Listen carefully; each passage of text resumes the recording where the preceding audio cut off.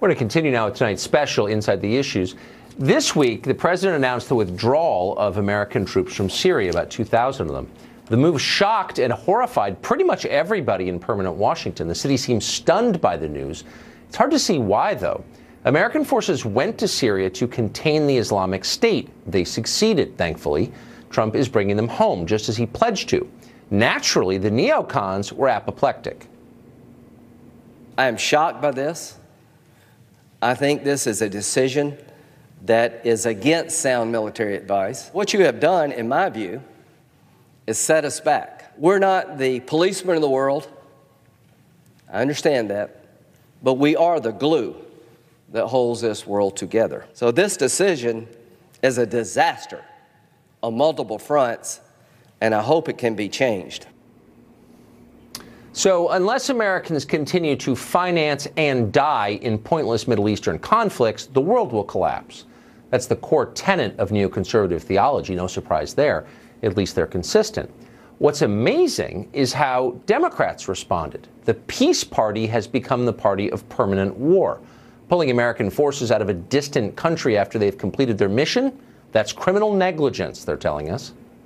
Well, there's so many foolish things this man has done, but this ranks pretty high. A decision that is dangerous, and a decision that is a Christmas present to Vladimir Putin. Giving a huge Christmas present to Putin and to Iran. I couldn't disagree more with this decision. It's a terrible decision. I think this will be considered one of the worst foreign policy blunders of this century.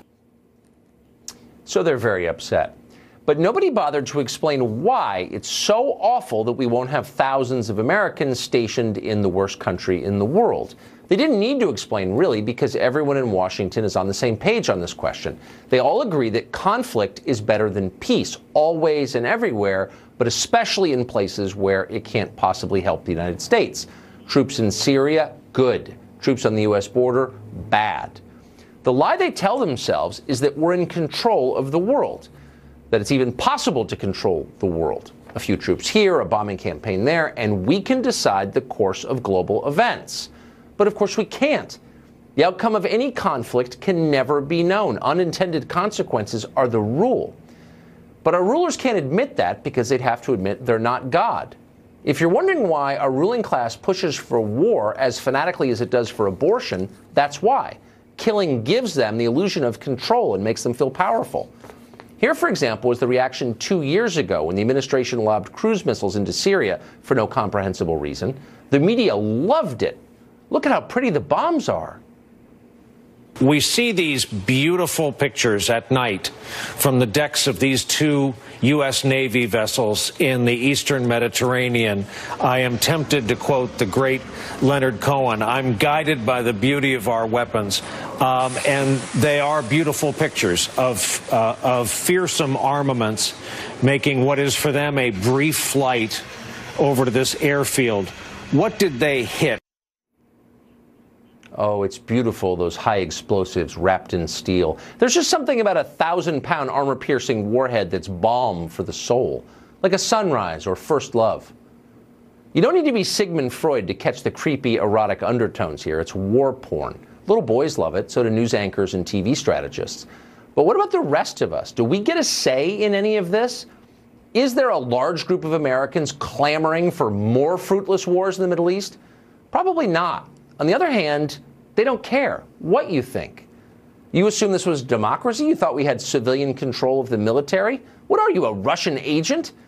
Unelected generals and think tank staffers make those decisions, and any president who stands in their way must be removed. We're not overstating this. They're actually saying that out loud in Washington today. Rescuing Americans from somebody else's civil war is now grounds for impeachment, if not a military coup. In fact, it's treason.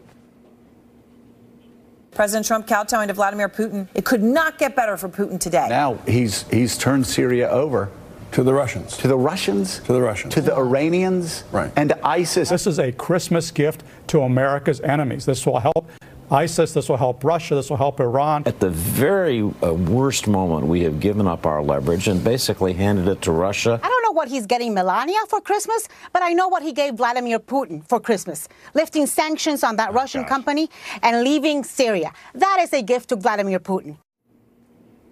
It's really hard to know how to respond to all of that. Obviously, it's terrifying that people this stupid have influence over our country. It's the policy equivalent of drunk driving. Take the wheel from them before they crash. Oops, they already have crashed. But keep in mind that just weeks ago, these very same morons were calling Trump a puppet of Saudi Arabia. But wait, Saudi Arabia wants the U.S. to stay in Syria. Does that make sense? No. And so after a while, you start to suspect that Trump's real crime isn't being a puppet of the Saudis or Putin. It's refusing to be a puppet of permanent Washington. That's what they really hate. Douglas MacGregor has been around all of this for a very long time. He's a retired U.S. Army colonel. He's the author of the book Margin of Victory, and he joins us tonight.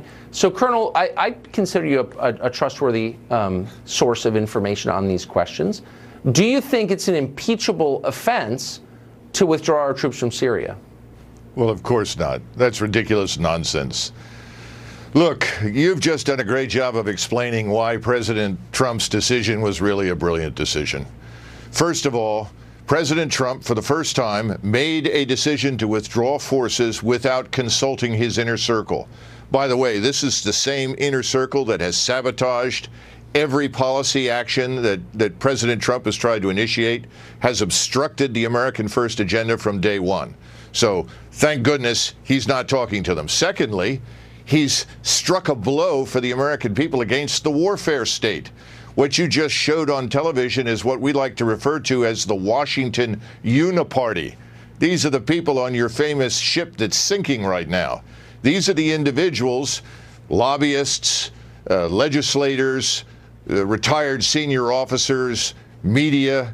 These are the individuals that want to cultivate conflict and keep forces mired everywhere, but as you say, leave our southern border, our borders, our territorial waters effectively open.